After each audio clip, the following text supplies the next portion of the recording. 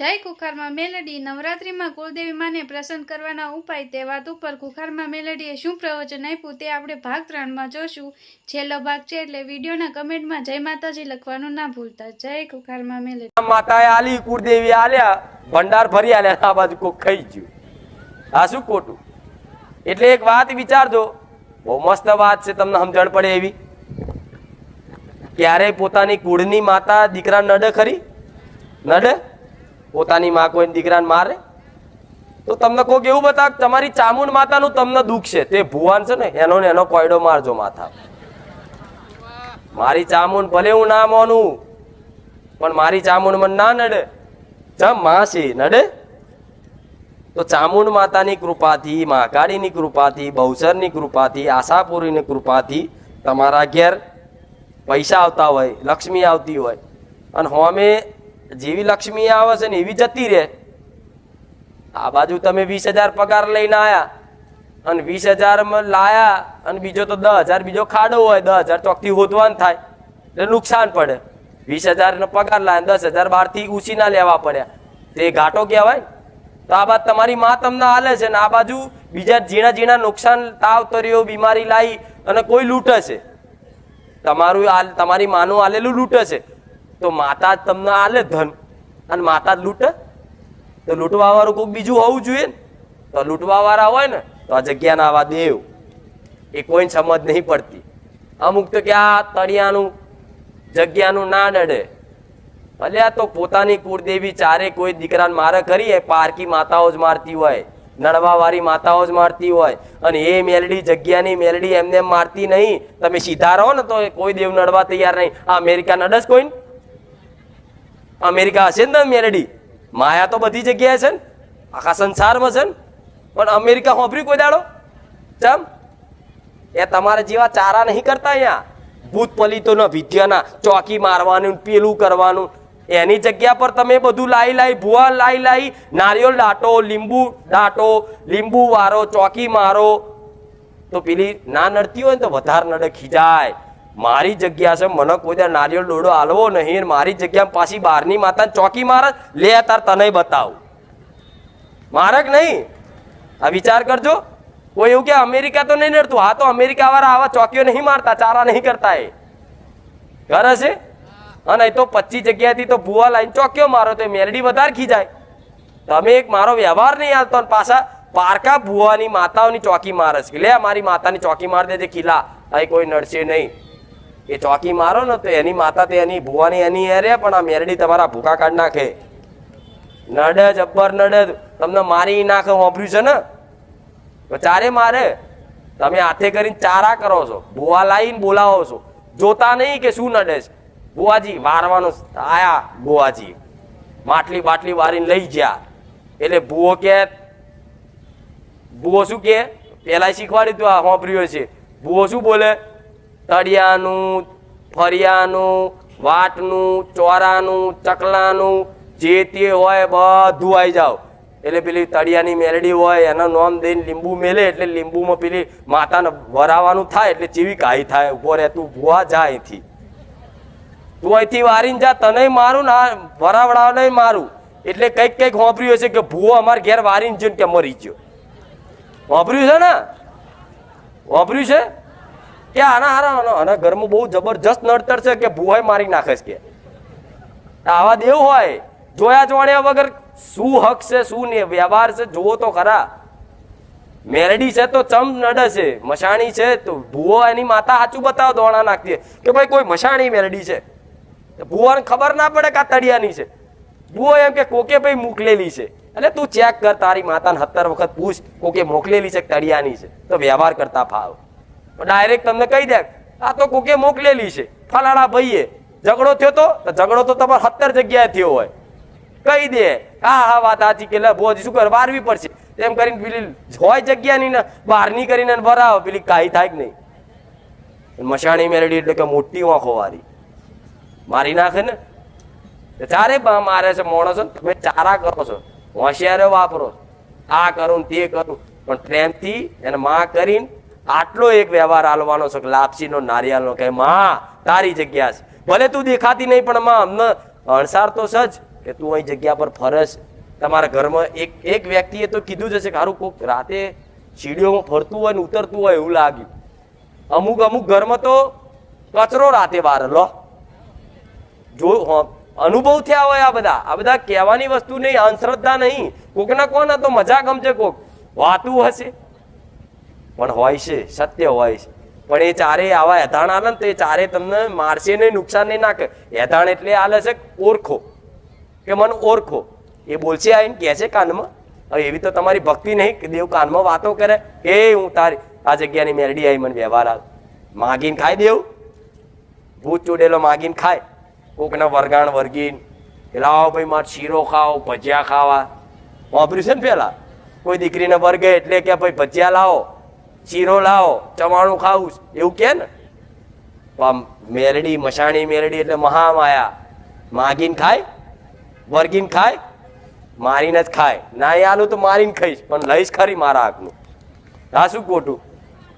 એટલે એને દીવો નહીં કરવાનો, એના મઢ નહીં બનાવવાના, એનું મંદિર નહીં બાંધવાનું, એનો ખાલી છૂટો વ્યવહાર આલવાનો છે કે 2 અગરબત્તી કરીને, 2 લાપસી નારિયેળ ને પાણી ગ્લાસ ધરાઈને કીધું કે માં આ વ્યવહાર આલ્યો, બસ એનો વ્યવહાર લઈને જતી રહેશે.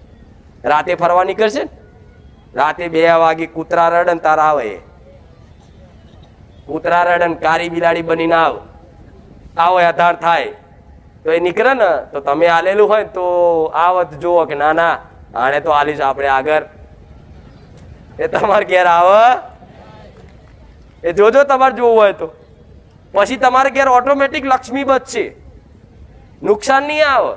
નકર એ તો બહાર જો બાઇક મિલ્યું હશે ને તો બાઇક નવું હશે, પેટી પેક લાયા હશો અને રોજ સાફ કરીને રાખશો.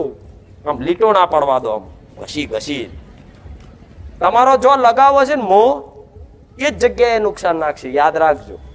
તમને બહુ ગાડી વાલી હશે, બાઇક વાલી હશે ને બહુ સાફ સફાઈ ઘસીને રાખતા હશો, તમારા છોકરાને નહીં આવતા હોય ચલાવવા, એટલે એ બાઇકને લાડ કરતા હશો કે મારું બાઇક છે, મારું બાઇક છે. એ મેરડી વિચારે હા તું તાર લગાવ રાખ, તું તાર ઘસ ધોઈને એક જ દાડો એ ચોકઈથી બહાર નીકળે ને કોક આવીને ઠોકન બાઇક નું બધું તોડી નાખે, એટલે એવો જીવ ભરાવો, એવો ખર્ચો લાવો ને એ માણસ તૂટી જાય કે નહીં. એટલે સાધનમાં નુકસાન નાખે, એન્જિનમાં નુકસાન નાખે, તમારી રિક્ષા બગાડે, બાઇક બગાડે.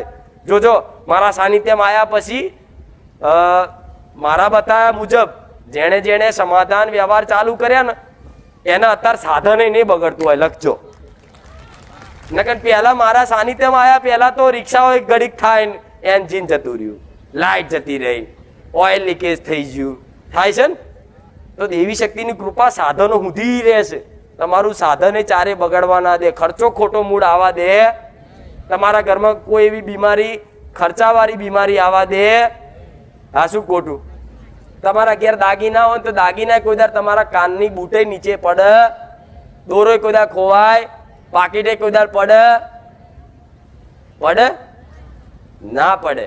ચમ એ રાજી થઈ જાય ને એટલે નુકસાન નાખવાનું બંધ થઈ જાય. ભાઈ મને મારો ટેક્સ મળી જાય છે 12 મહિને, એટલે આપણે હવે જવાન થતું. હા પછી 12 મહિના પછી પાછા ભૂલી જાવ એટલે યાદ કરાવવા આવ. એટલે સારું પેલો વ્યવહાર બંધ કર્યો એટલે તો નહીં થયું, તો એ તો હોય કરી દેવાનો તરત. આ શું ખોટું? સમજ પડે છે ને તમને આ બધી વાતો? નકર હું તો ગોડી શું બોલ કરું છું.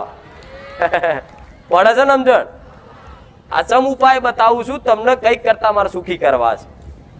એટલે ખાસ તળિયાનું ધ્યાન રાખજો. ગોગા મહારાજ ને મેલડીનું તો ખાસ. અને જોજર લઈને છમ થાય ને અને રાતે છાતી પર ચડી બે તોય બીવું નહીં કે મારી નાખશે. ના, તરત જ છે ને ચવાણું તેલનો શીરો બનાવી અને કહેવાનું આ જગ્યાની કોઈ ફરતી ચૂડેલ હોય તો હેરાન ના કરીશ, લો માં કહીએ તને. એને માં કરીને સંબોધિત કરો. માં ના લો તો રાજી રે, લે તને માં કહીએ, લે આટલું આલીએ સ્વીકાર કરી લે. 12 મહિના તમારા ઘેર ઓટો નહીં મારે, લખજો. આ હું નહીં બોલતી, તમારી માતાઓ બોલાડે છે. એ મારા દીકરાઓને કે હું ચારે નડતી નહીં, નડવા વાળા આવા બધા દેવ હોય છે. પણ ચો દેખાય, આભાસ થાય, દેખાય અનુભવ કરજો. પછી આ બધા વ્યવહાર ના કરો, તમારી માતાજીની ખૂબ ભક્તિ કરો, અને જગ્યાના હકનો વ્યવહાર ના આલો ને એટલે તમારા દીવા લેખે લાગવા ના દે. ચમ દીવો કરો ને કકરાટ કરાવો, વ્યવહાર કરો ને બીજે દાર નુકસાન પાડે. તમને એવું થાય ખારું ચામુંડ માતાને જેટલી ભક્તિ કરું છું ને એટલો વધારે દુઃખી થવું, જેટલા વ્યવહાર આલું છું એટલું વધારે નુકસાન પડે. તો આ નુકસાન નાખવા વાળું કોઈક બીજું હશે જે તમારા હાથમાં આવતું નહીં, ભુવાઓના હાથમાં આવતું.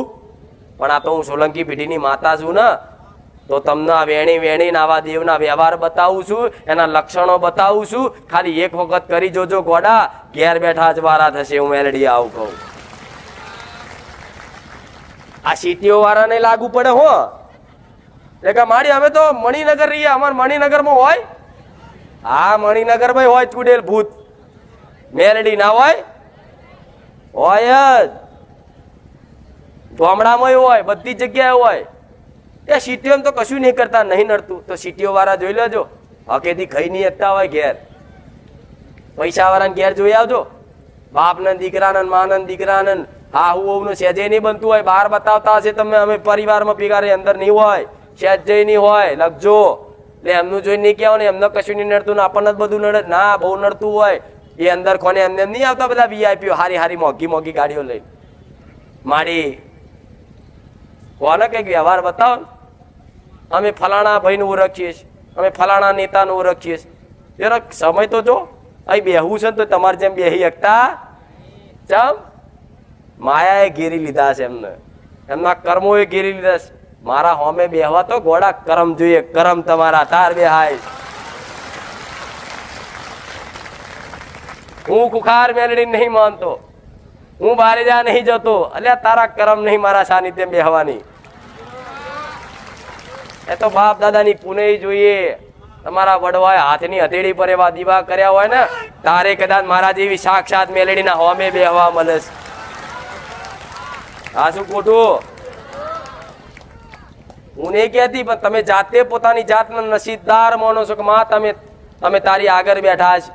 ભવિષ્યમાં અમે અમારા દીકરાઓને કહીશું કે અમે સાક્ષાત માતાના હોમે બેઠા છે. આ તમે નસીબ વાળા છો. એમના તો જો આવું છે તો નહીં અવાતું, મારી જોડે વાત કરી તોય નહીં થતી.